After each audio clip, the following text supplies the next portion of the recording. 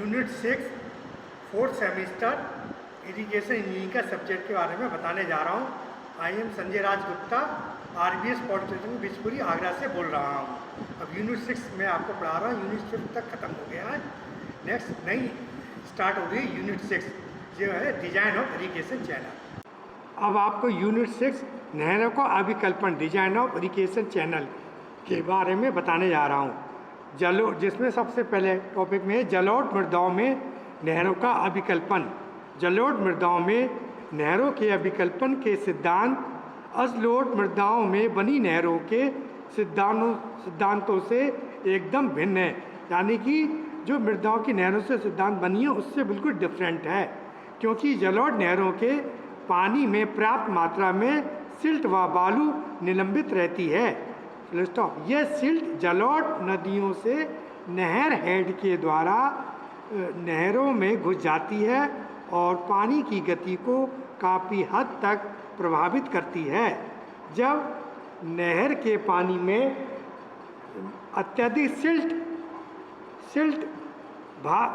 जब नहर के पानी में अत्यधिक सिल्ट भर जाती है तो ये नहर खंड की तली तथा साइडों पर बैठ जाती है और नहर में सिल्टिंग प्रारंभ हो जाती है। इसके विपरीत जब पानी सिल्ट बाहर से मुक्त होता है तो यह नज़र के आधार तथा साइडों से सिल्ट लेने लगता है और नहर खंड का अपरदन इरोशन इरोशन होने लगता है। चेजी तथा मेनिंग के सूत्रों में उपयुक्त तथ्यों पर कोई विचार नहीं किया गया है, अतः जलोढ़ नहरों में पानी का वेग ज्ञात करने के लिए इन सूत्रों का उपयोग नहीं किया जा सकता। कैनेडी का सिल्ट सिद्धांत। अब मैं आपको बताने जा रहा हूँ कैनेडी का सिल्ट सिद्धांत, principal of Kennedy silt. Number 1, जब पानी नहर में बहता है तो वह नहर की तली व साइडों से टकराता हुआ चलता है, जिससे घर्षण होता है। घर्षण के कारण तली से भंवरें उत्पन्न होती हैं जो ऊर्ध्वाधर दिशा में ऊपर उठती हुई पानी की सतह तक आती हैं। एक पॉइंट खत्म हो गया। दूसरा पॉइंट, इन भंवरों के कारण पानी में सिल्ट व बालू निलंबित रहती है और पानी के साथ आगे को चलती है। नंबर 3, नहर की साइडों से भी घर्षण के कारण भंवरें उठती हैं, परंतु इनकी दिशा लगभग क्षैतिज होने के कारण इनमें सिल्ट उठाने की क्षमता नहीं होती है। नंबर 4, नहर में पानी का वेग जितना अधिक होगा भंवरें उतनी ही अधिक उत्पन्न होती हैं, अतः सिल्ट के परिवहन की दर नहर की चौड़ाई तथा पानी का वेग के समानुपाती होती हैं। नंबर 5, नहर को रिजीम में रखने के लिए केवल एक वेग होता है, जिसे क्रांतिक वेग क्रिटिकल वेलोसिटी क्रिटिकल वेलोसिटी कहते हैं। कैनेडी ने क्रांतिक वेग और पानी की गहराई में निम्न संबंध स्थापित किया है। अब मैं आपको बता रहा हूँ इसके कैनेडी के सिद्धांत की कमियाँ। अब कैनेडी के सिद्धांत की कमियाँ क्या हैं? Defect of Kennedy principle. Kennedy में नंबर 1 इसके 5 हैं, तो मैं बताने जा रहा हूँ पाँचों कैनेडी के सिद्धांत की क्या क्या डिफ़ॉल्ट कमियाँ हैं। डिसएडवांटेज के लिए disadvantage of the principal of Kennedy. Number 1, Kennedy के सिल्ट ग्रेड ब्रैकेट में सिल्ट ग्रेड और सिल्ट भार ब्रैकेट क्लोज सिल्ट चार्ज का अपने सिद्धांत में कोई उल्लेख नहीं किया गया है, फुल स्टॉप। नंबर 2, नहर खंड के लिए B/D अनुपात के महत्व पर विचार नहीं किया गया है। नंबर 3 पॉइंट, कैनेडी ने अनुलंब ढाल के लिए कोई समीकरण नहीं दिया है। नंबर 4 पॉइंट, नहर का औसत वेग ज्ञात करने के लिए कटर समीकरण का प्रयोग किया गया है, अतः कटर समीकरण की परिसीमाएं लिमिटेशन नंबर 5वां पॉइंट, नहर खंड का अभिकल्पन करने के लिए कई परख ट्रेल TRAIL ट्रेल करनी पड़ती है। ये आपका इसका डिफेक्ट खत्म हो गया, कैनेडी के सिद्धांत, प्रिंसिपल ऑफ कैनेडी सिद्धांत का डिफेक्ट। अब बता रहा हूँ लेसी का सिल्ट सिद्धांत, लेसी का सिल्ट सिद्धांत के बारे में मैं आपको बताने जा रहा हूँ।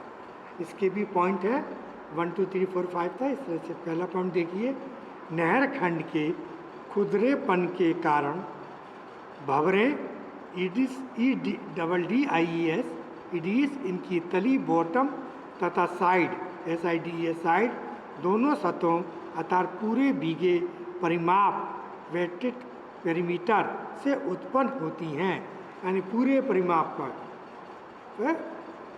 से उत्पन्न होती हैं। नंबर दूसरा, किनारों से उत्पन्न भंवरों के बल का ऊर्ध्वाधर घटक सिल्ट को निलंबित रखने में सहायता देता है। नंबर तीसरा पॉइंट, पानी की गति गहराई पर निर्भर न करके द्रव्यमान गहराई हाइड्रोलिक मीन डेप्थ पर निर्भर करती है। नंबर 4 पॉइंट, लेसी के अनुसार जिन नहरों पर कैनेडी ने अनुसंधान किए हैं वह केवल प्रारंभिक रिजीम में थी, स्थायी रिजीम में नहीं थी। नंबर 5वां पॉइंट, यदि नहर का खंड रिजीम खंड से छोटा बनाया जाता है तो पानी की गति तेज होती है और नहरों में निष्कर्षण होने लगता है, और वह तब तक होता रहता है जब हर नहर अपने रिजीम खंड में ना आ जाए।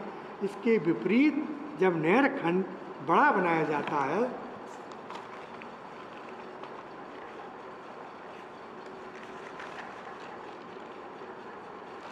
तो ये आपका ख़त्म हो गया। इसके बाद आपका आ रहा है कैनेडी और लेसी के सिद्धांतों की तुलना, यानी कैनेडी भी मैंने आपको बता दिया, लेसी भी बता दिया। आप दोनों के सिद्धांतों की different between principle of Kennedy and Lacey. तो पहले देख लीजिए कैनेडी के सिद्धांत, KENNEDYSIL silt theory, Kennedy silt theory. इसके 5 पॉइंट है, ऐसी लेसी के 5 पॉइंट है। दोनों में अंतर आप देख लेना। तो मैं दोनों में लिखवाने जा रहा हूँ, आप उसको लिख लीजिए कॉपी और पेन से। नंबर 1, नहर तली के खुदरापन के कारण पानी में भंवरें इडीस उत्पन्न होते हैं। दूसरा, भंवरों के ऊर्ध्वाधर घटक ब्रैकेट में बलों के कारण सिल्ट पानी में निलंबित रहती है। नंबर 3 पॉइंट, जब नहर में खंड सिल्टिंग अथवा निघर्षण नहीं होता तो नहर रिजीम में आ जाता है। नंबर 4 पॉइंट, क्रांतिक वेग क्रिटिकल वेलोसिटी के सूत्र का संबंध पानी की गहराई से होता है। क्रिटिकल वेलोसिटी का जो संबंध है पानी की जितनी गहराई होती है उससे होता है, depth of the water. Number 5वां पॉइंट, नहरों के अभिकल्पन के लिए कैनेडी ने कटर सूत्र का चयन किया है, जिसमें N कैपिटल N है का मान स्वेच्छा से लिया जाता है, यानी अपनी मर्जी से आप कैपिटल N का मान ले सकते हैं। अब है लेसी के सिद्धांत, क्या डिफरेंट लेसी क्या बता रहे हैं, Lacey LACCY Lacey silt theory. इसके 5 पॉइंट है, लिख लीजिए। नंबर 1 पॉइंट, नहर खंड के खुदरेपन के कारण इसकी तली तथा साइडों से भंवरें उत्पन्न होती हैं। नंबर 2, सिल्ट को निलंबन स्थिति में रखने के लिए नहर खंड की साइडों से उत्पन्न भवन भी समान रूप से योगदान करते हैं। Full stop. नंबर 3 पॉइंट, क्योंकि नहर खंड पहले से ही निर्धारित हो चुका होता है अतः ये अंतिम रिजीम में नहीं आ सकता है। Full stop. यह केवल प्रारंभिक रिजीम ग्रहण करता है। नंबर 4 पॉइंट, औसत वेग का सूत्र नहर खंड की द्रव्यमान गहराई पर निर्भर करता है। Full stop.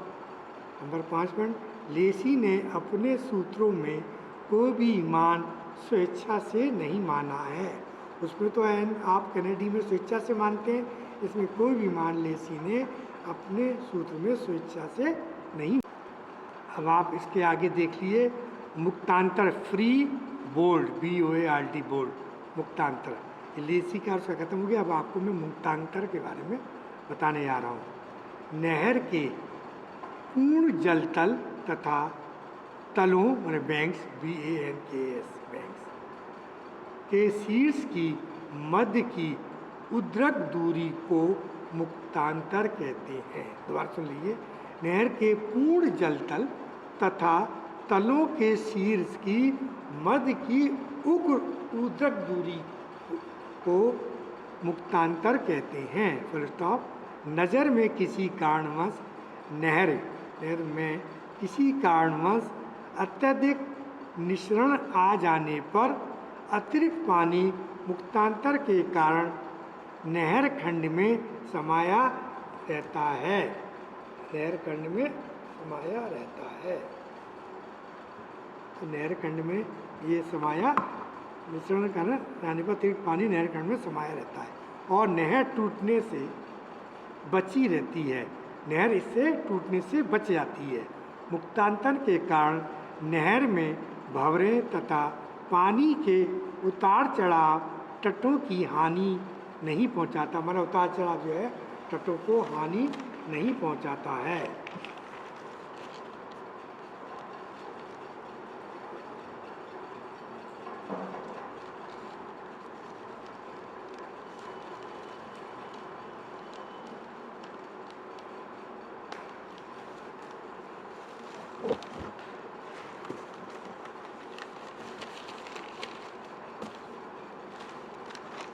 अब ये देखिए तटवन बैंक्स।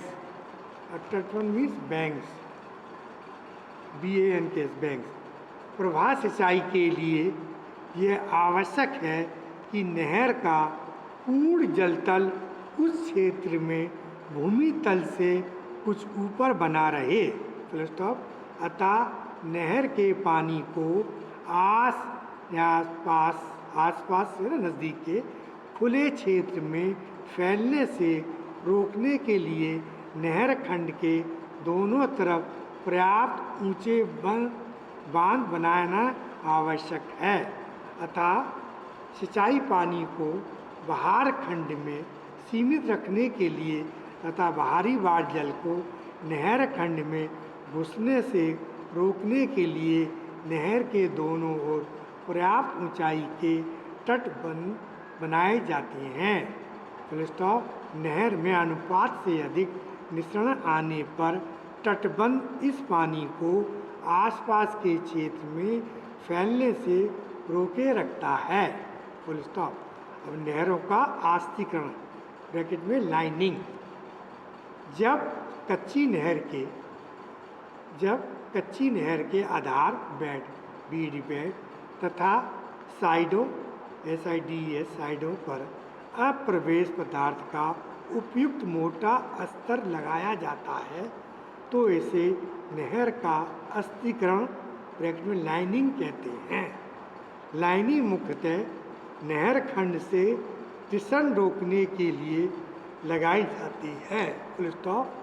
वैसे नहर की लाइनिंग से जो अतिरिक्त क्षेत्र नहर की कमांड में आता है तथा उससे जो राजस्व या रेवेन्यू प्राप्त होता है वह लाइनिंग पर किए गए व्यय से कहीं अधिक होता है। तो लाइनिंग की जो व्यय किया जाता है वो उससे बहुत अधिक होता है। और आस्तीकरण लाइनिंग के प्रकार, लाइनिंग के प्रकार या आस्तीकरण के प्रकार। नंबर 1 लौडा मिट्टी के lining, puddle clay lining, PUDDLE CLAY lining LINING। दूसरा चूना concrete lining, lime concrete lining. तीसरा cement concrete lining, cement concrete lining. चौथा ईंटों या टाइलों की लाइनिंग, टाइल लाइनिंग। नंबर 5वां पत्थर पट्टियों की lining, flag stone lining. Number 6 concrete ब्लॉकों की lining, concrete block lining. Number 7 कोलतार लाइनिंग, रोड ऑयल और बिटुमिन लाइनिंग। इसके बाद 8वां सीमेंट मसाले की लाइनिंग, रोड सीमेंट मसाले लाइनिंग में स्टोक्रीट लाइनिंग। इसके बाद एस्पार्ट लाइनिंग